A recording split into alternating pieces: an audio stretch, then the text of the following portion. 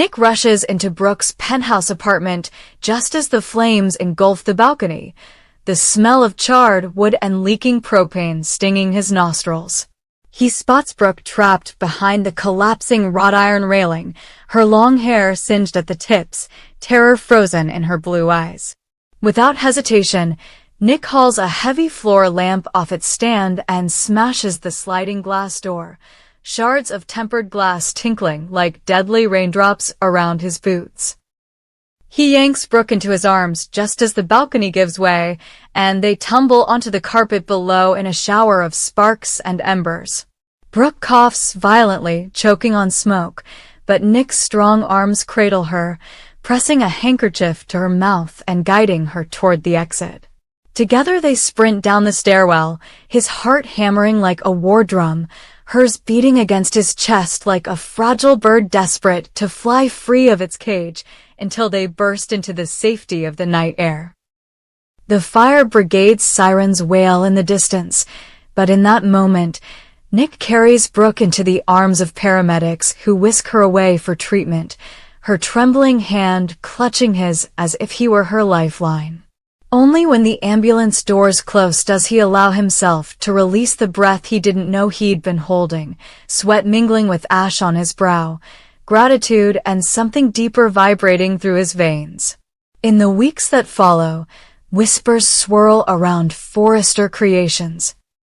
Ridge Forrester, long the visionary spearheading the Italian market expansion, has been sidelined by health concerns and a crippling creative block. The board, eager to preserve momentum and capitalize on Milan's insatiable appetite for haute couture, turns instead to Nick Marone, newly allying himself with the family after proving his mettle by saving Brooke and demonstrating uncanny business acumen. At a high-stakes meeting in the glass-walled conference room overlooking the Los Angeles skyline, Eric Forrester clears his throat and announces that Nick will assume Ridge's responsibilities in Italy. Gasps ripple through the assembled executives. Stephanie's brow furrows in concern, Felicia's lips purse in apprehension, but Brooke's heart skips an unexpected beat. When Nick locks eyes with her across the mahogany table, a smile quirks at the corner of his mouth, half apology, half promise.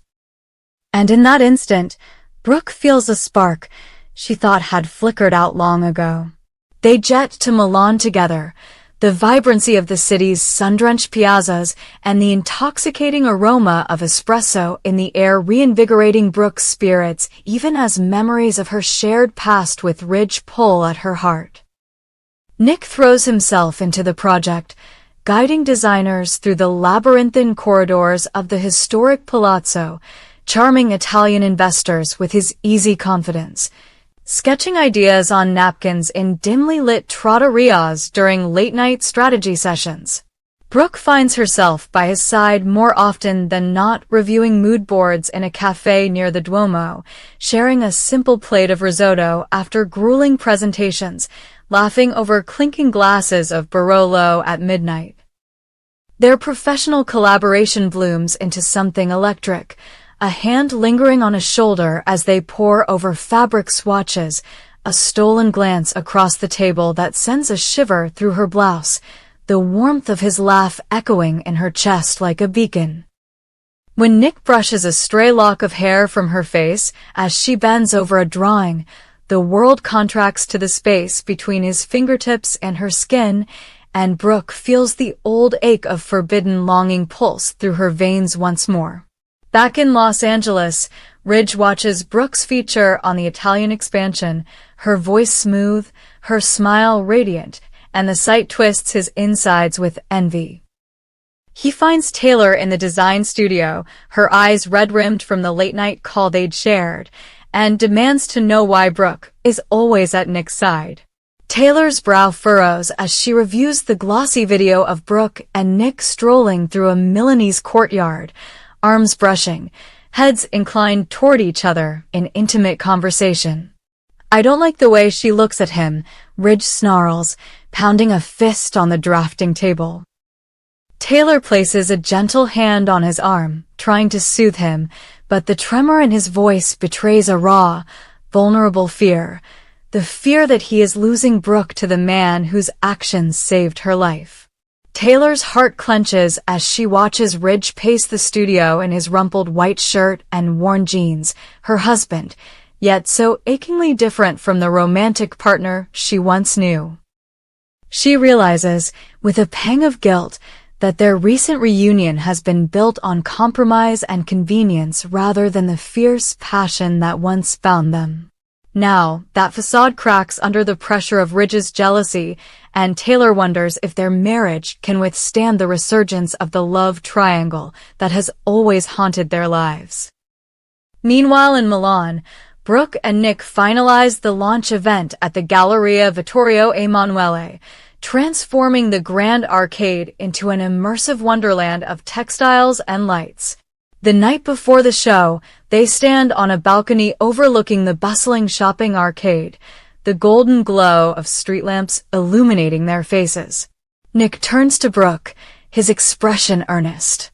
"I never stopped caring about you," he confesses, voice low enough that only she can hear above the hum of the city below. Brooke's breath catches, memories of whispered promises and stolen nights flooding back in a dizzying rush. "I know," she whispers, her hand finding his.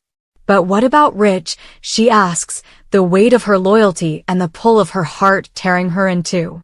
Nick's jaw tightens as he steps closer, closing the distance between them until she can feel the steady thrum of his pulse beneath his tailored jacket. "Brooke," he breathes, "you owe it to yourself to follow your heart." That night, they share a slow, hesitant kiss, an echo of past desires and unspoken possibilities before Brooke withdraws, her eyes glistening with tears. "Tomorrow, everything changes," she murmurs, "and I have to be ready." Back in Los Angeles, Ridge stormily browses through design submissions for the Milan show, trying desperately to replicate the creative spark that seems to blaze in Nick's presence. Taylor watches him, sorrow pooling in her chest as she realizes that his happiness has always depended on Brooke's affection. She reaches for his hand, but he shrugs it away, wounded pride and jealousy twisting his words. "You don't understand. I can't lose her again." Taylor's resolve steels. She knows she must confront the truth of their marriage and decide whether to fight for their rekindled love or accept that this time, Brooke's heart may lie elsewhere. She recalls the vows they renewed, the dreams of rebuilding their life together, and wonders if those dreams can survive the specter of Nick's return. The next morning, Milan awakens to the buzz of fashion insiders descending on the city. Brooke stands backstage in a white silk robe, her hair pinned to reveal her graceful neckline, her heart pounding like a drum in her chest. Across the hall, Nick adjusts the final drape of a cobalt gown, his eyes meeting hers for a split second. A silent reassurance that they will conquer this moment together. On cue, the lights dim and the music swells. One by one, models glide down the runway in a cascade of color and texture that steals the breath of every onlooker. When Brooke steps onto the stage, cradling the final look in her arms, the crowd erupts into thunderous applause. She surveys the sea of faces, searching for Ridge's familiar profile, but finds only Nick, standing tall at the head of the room, pride and something more shining in his eyes. As she approaches him, the applause crescendos, and in that instant, Brooke senses the shifting tides of her life, the thrill of new possibilities with Nick, the ache of what she might lose with Ridge, and the fragile bonds that hold her marriage to Taylor in place. Across the ocean in Los Angeles, Ridge reads the glowing reviews of Brooke's Milano triumph and feels a stab of both pride and anguish. He knows he should celebrate her success, but instead, his thoughts circle back to that stolen glance between Brooke and Nick, that whispered confession on the balcony. He realizes that no matter how many projects he leads or how many designs he births, the only victory that matters is the one for Brooke's heart. And for Ridge Forrester, that battle is just beginning. Meanwhile, Taylor makes her way to the airport, resolve etched on her face as she boards the flight to Milan, determined to stand by her husband, to fight for their future, and to confront the man who threatens to reignite the past. In the glamorous world of Forrester Creations, where ambition and desire are forever intertwined, the stage is set for a drama that will test the limits of loyalty, passion, and the enduring power of love. Bill Spencer sat in the defendant's chair of the Los Angeles Superior Court, the polished mahogany of the judge's bench gleaming under harsh overhead lights, and for the first time in decades felt the weight of shame pressing into his bones.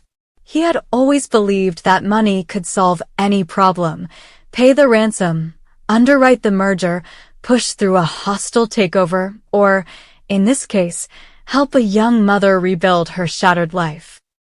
When Luna had come to him, desperate and frightened after the latest breakdown, he had slipped her a stack of crisp bills, $10,000 in cash, no questions asked. His motive had been simple and, in his mind, benevolent, to mend the hole his family's scandals had torn in hers, to give her a new start, to rebuild a mother's faith that the world still held kindness. He remembered the tremor in her voice, the grateful tears she tried to hide as she folded those bills into her purse, promising him that she would repay him when she could. That memory now felt like a twisted mockery, for the court had heard the prosecution's harrowing testimony that Luna's under-the-table payment to a shadowy gun dealer in San Diego had come, piece by piece, from Bill's envelope. Money he had intended as charity, money that had turned to blood in his hands when Luna's bullet had struck Finn. Across the courtroom, Lee Spencer sat at the plaintiff's table, her posture rigid, her dark eyes cold as obsidian. Bill's own daughter, defender of justice, keeper of her brother's memory, and co-investor in the Forrester Foundation Hospital, she had been the one to discover the paper trail, linking her father's generosity to the weapon that wounded so many. When she had confronted him, her voice low with betrayal, Bill had sensed that nothing he could say or do would ever win back her trust. Now, as the DA laid out the charges, unlawful facilitation of a firearm purchase, involuntary manslaughter for his indirect role in Finn's death, and corporate negligence for endangering the joint hospital project, Lee listened with a steely calm that made his heart clench with guilt. The courtroom buzzed around them. Reporters scribbled every word, gallery seats filled with Luna's former friends and Finn's grieving colleagues, and judges eyed the Spencer patriarch with a mixture of pity and disapproval, aware that his empire had built its foundations on rail-thin ethics. Bill swallowed hard, his throat suddenly dry as he watched Detective Sanchez approach the stand to recount the forensic accounting that traced Luna's gun money back to a deposit in a shell corporation Bill had quietly funded 2 years earlier. "Mr. Spencer," Sanchez said, voice resonant, "by wiring those funds without oversight, you created the conditions in which an untraceable weapon could be obtained. That weapon was used to nearly kill Steffi Forrester and to kill her husband, Dr. John Finnegan."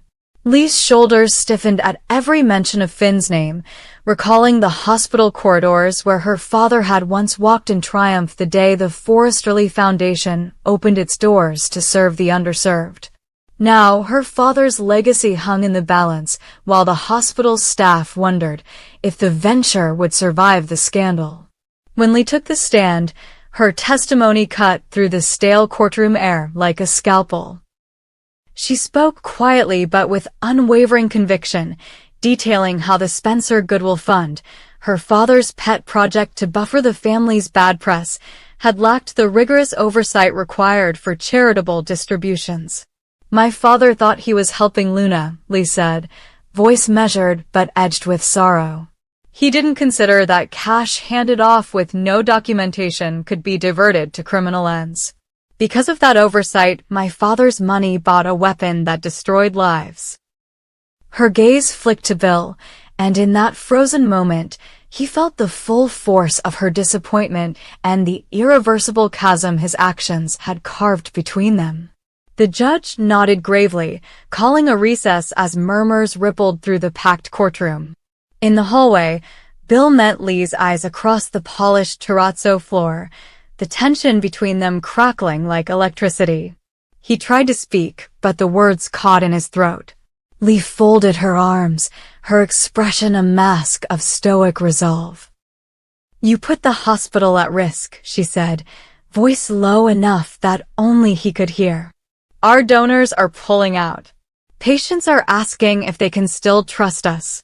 And our board, they're meeting next week to decide whether to dissolve the partnership. All because you thought money could fix the world without asking any questions." Bill's chest tightened. He had spent his life building empires on the promise of cash flow and leverage, never pausing to weigh the moral cost. Now that price was coming due, and Lee was collecting every debt. When the trial resumed, the defense lawyer tried to frame Bill's action as a misguided attempt at charity, arguing that the lack of intent to facilitate violence precluded criminal liability. But the prosecution hammered away at that premise, pointing to Luna's well-documented descent into paranoia, her psychiatric records, her previous threats against Steffi, and Bill's failure to perform even minimal due diligence. Bill Spencer was not merely a blind benefactor, the prosecutor said, pacing before the jury. He was the architect of a scheme that funneled untraceable funds directly into the hands of a volatile individual with a documented history of violence. That is not charity. That is culpability.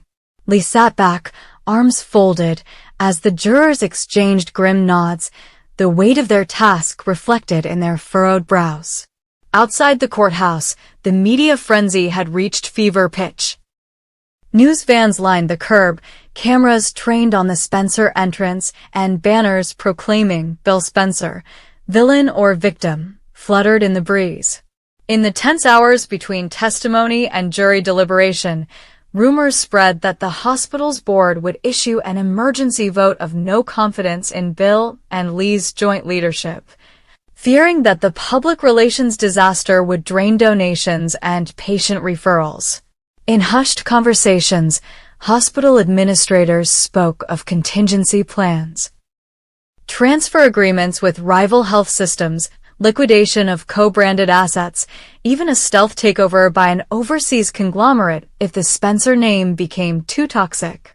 Lee, meanwhile, moved through her father's mansion, once a symbol of unity between father and daughter, now feeling like a gilded cage as her cell phone rang with calls from worried board members and media outlets seeking comment. Each call reminded her of the precarious balance between her love for her father and her duty to protect the hospital they had built together. On the fifth day, the jury filed back in, faces unreadable under heavy brows. The courtroom fell silent as the judge read the verdict. Bill Spencer was guilty on all counts. A collective gasp rippled through the assembled counsel and spectators, and Bill felt the room spin as the finality of the words sank in. Lee's face remained impassive. She had done her duty, but the victory tasted bitter. The judge set sentencing for 6 weeks out, allowing for a pre-sentencing report that would catalog Bill's decades of philanthropy and business acumen alongside this grave misstep. As the bailiffs led Bill from the courtroom, his shoulders hunched and eyes downcast, Lee turned away, her heart a fractured mosaic of relief, sorrow, and the aching void left where her father's trust once lived.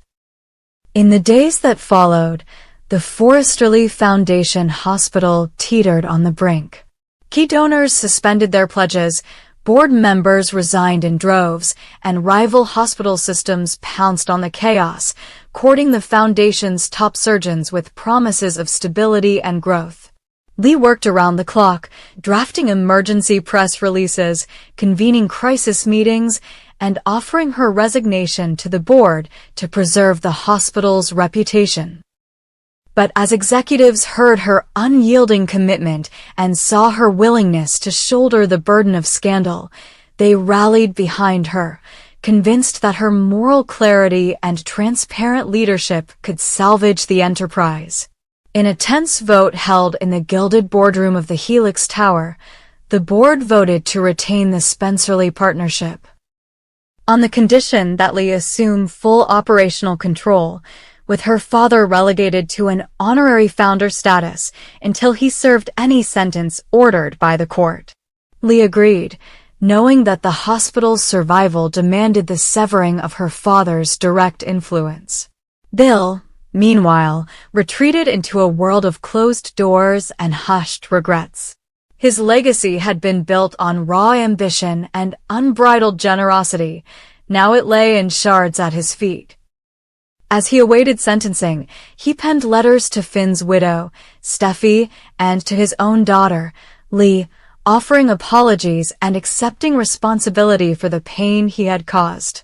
Each letter was a testament to the man he had tried to be and the man he had failed to remain. In the empty silence of his study, he understood that money, for all its power, could never absolve the heart from the consequences of its mistakes.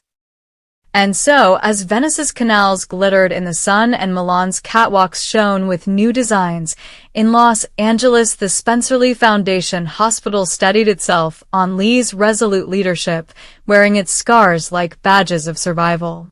Bill Spencer's empire had faltered, but in its wake rose a testament to the fragile alchemy of wealth, trust, and responsibility, and the unshakable truth that sometimes the greatest gift one can give is the courage to face one's own failings, even when the price is everything one holds dear.